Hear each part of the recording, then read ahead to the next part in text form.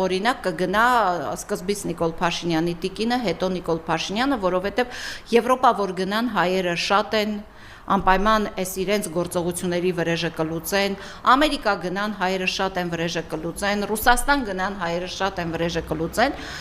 միակ այդ փախնելու տեղը իրենց կամ Հնդկաստանը պիտի լինի կամ Չինաստանը, որտեղ այդ մեծ պետության մեջ Թուրքիան դավաճաներին միշտ էլ դավաճաների հետ գիտի ինչպես հաշվեհարդար տեսնի, դավաճաներին իրենք իրենց ձեռքով են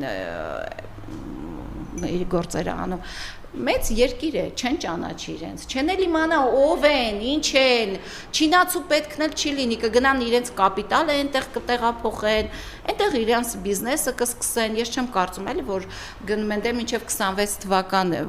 քիչ մնաց, այնտեղ էլ ընտրությունները պարտություն կկրեի Նիկոլ Փաշինյանը, փախուստը կա ու կա, ընտրվել է Չինաստանի